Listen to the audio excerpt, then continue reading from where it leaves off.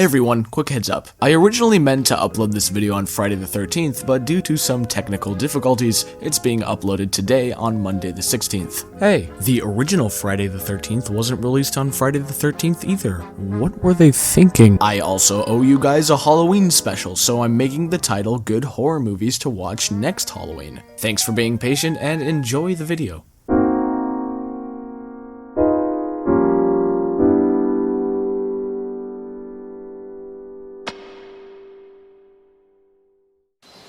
Oh, hello, and welcome to James and the Frames. Now, I know you may be thinking, James, what in God's name are you doing in the middle of the wilderness? Well, I thought it was a good idea to go camping. What better day than Friday the 13th? The horror genre is one of my favorites in film, finding different and unique ways to scare the viewer, be it a monster under the bed or through psychological horror. Yes, Halloween has come and gone, but being that today is Friday the 13th, I thought I'd go over some spooky titles to watch either today, this weekend, or next Halloween. Wow, it's getting pretty dark, so I should probably look for a place to set up camp. Hopefully there aren't any machete-wielding weirdos out here. Luckily, I brought my plot armor, so I should be perfectly safe.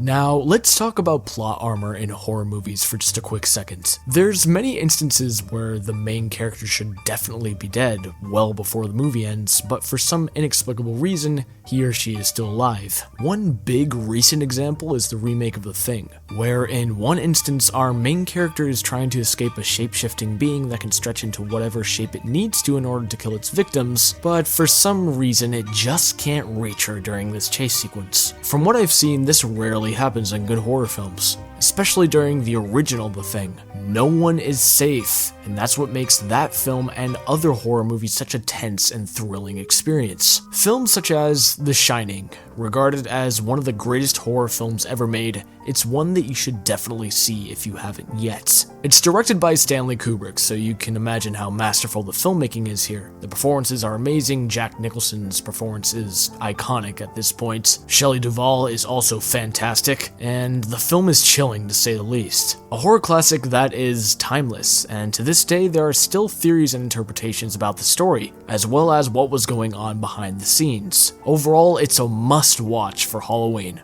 Jeez, this foliage is so freaking dense, I can't see a thing. Oh my god, it's a stick shaped like a fork! The Blair Witch Project, one of the first and most successful found footage films to date. The film was a cultural phenomenon when it came out, and although its status has gone down over the years, I still find it quite unsettling and effective in its presentation. It's also the backbone of found footage horror films like Paranormal Activity, so if you're a fan of those movies, you might as well check this one out, as it pretty much set the standard for the subgenre. What's interesting is that the Blair Witch Project's success is the exact opposite of that of The Shining. When The Shining came out, it received mixed to negative reviews, with one critic calling it a peerlessly wrong-headed project, and another one saying that the crazier Nicholson gets, the more idiotic he looks. Even Stephen King said that it was the one adaptation of his books that he hated the most. And to think that over the past 40 years it's evolved into one of the greatest horror films ever made is quite literally insane. As for the Blair Witch Project, unlike The Shining, right out of the gate it was regarded as one of the greatest horror films ever made, grossing $248 million against a budget of $60,000. Definitely one of the greatest profits in film history, and the cultural impact that the film had was huge, to the point where people actually thought the film was real. As it turned out, the film wasn't real, and after the rushed sequel, its popularity declined, but the popularity of the subgenre didn't. Paranormal Activity was released in 2007 to critical and commercial success, grossing $193 million over a $15,000 budget. It looked like the genre was making a big comeback, but then they released like 5 more movies that got increasingly worse with each installment, and now the subgenre is as good as dead. Which brings me to another film from a subgenre that almost died out in the early 2000s. Halloween, the classic slasher film that really should be on the top of your list for Halloween if you haven't seen it yet. One of of the best indie horror films, and yes, I say indie because the budget for the film was fairly low. If you think about it, Michael Myers, a horror icon, was made with a mechanic's jumpsuits and a William Shatner mask painted white with green hair. Michael himself needs no introduction, the score is one of the most recognizable in horror history, and the performances are, alright. Hello. Hi, Annie. Oh, hi, Paul. I did not hit her. It's not true. It's bullshit. I did not hit her. I did not. Oh, hi, Paul.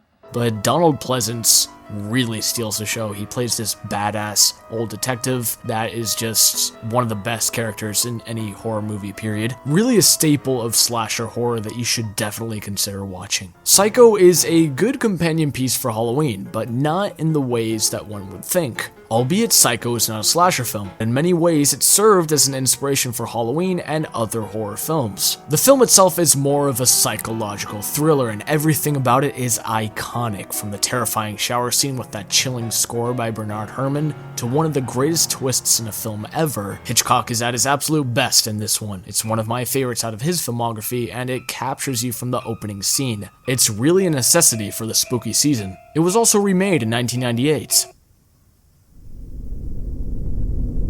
Moving on, we have Jaws, again, another film that was in some way inspired by Psycho, most notably the iconic score by John Williams that you can probably hear right now as I'm talking about it. It's one of my favorite films of all time. The performances are so charismatic and overall brilliant, including the one of the late Robert Shaw. The direction is amazing, and it's one of Spielberg's best in my opinion. It never slows down for me, even after having seen it over 1,000 times. I could go on and on talking about the behind the scenes and how the mechanical shark not working during production led to one of the most ingenious ways of building suspense ever.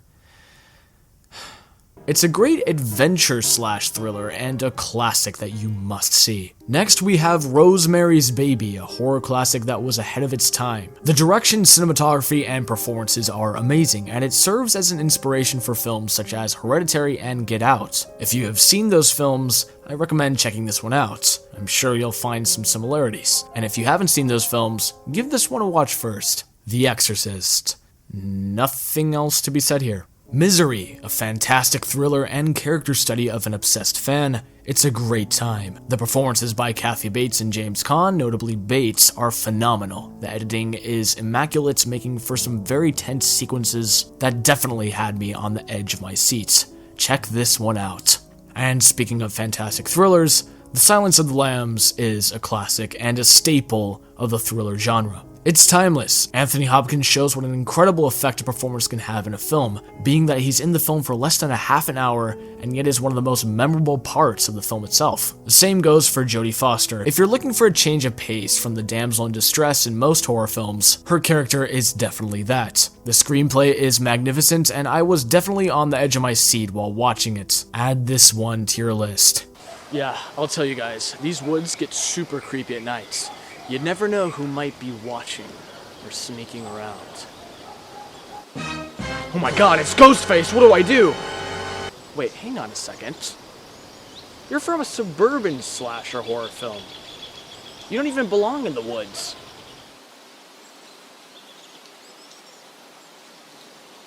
Scream 1 and 2, returning to slashers, these two films are so enjoyable that you can't help but lay back on the couch and watch them with a few buddies. This is also one of the funniest horror films you can watch. There are fourth wall breaks about classic slasher horror tropes that are hilarious. One of the characters is a film buff who has rules to surviving a horror film, and literally says them throughout the movie as the respective cliches are about to happen. Never, ever, ever, under any circumstances say, I'll be right back. Because you won't be back. I'm getting another beer. You want one?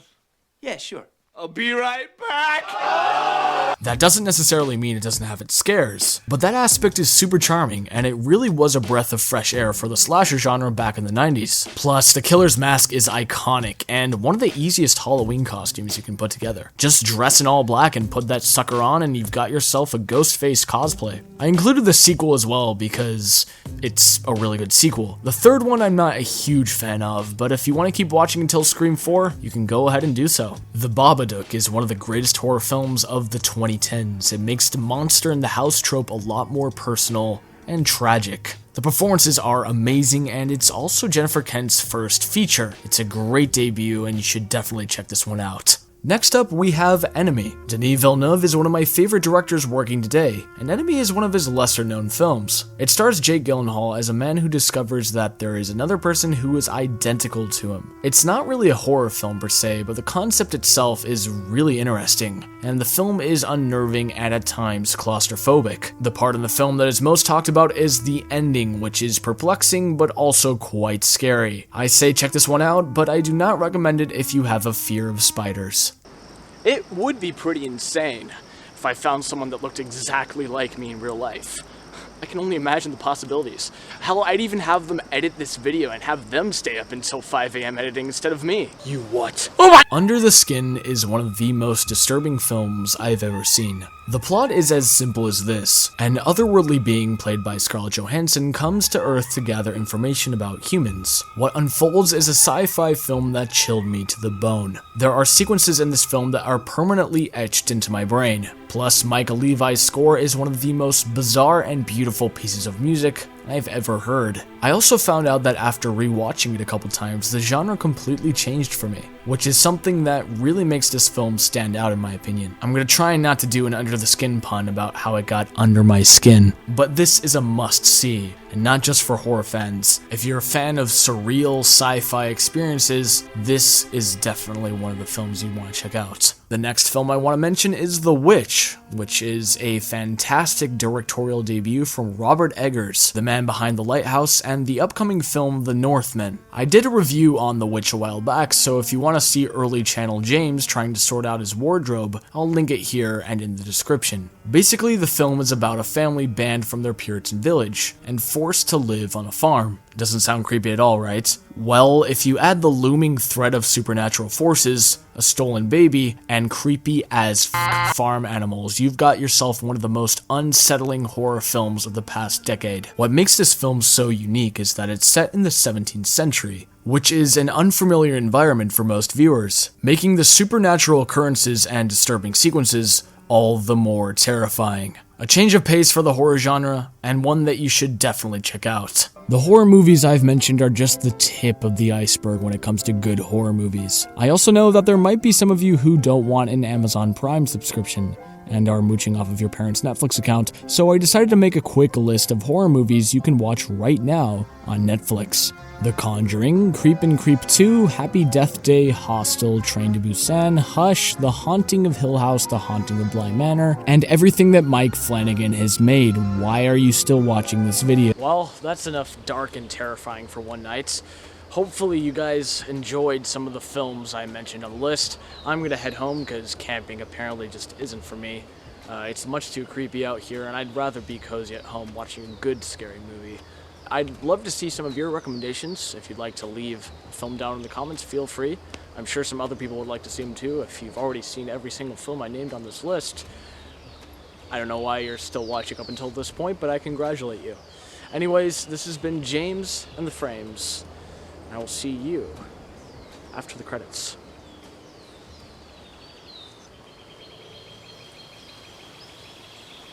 Wait, hang on. I feel like I'm forgetting something.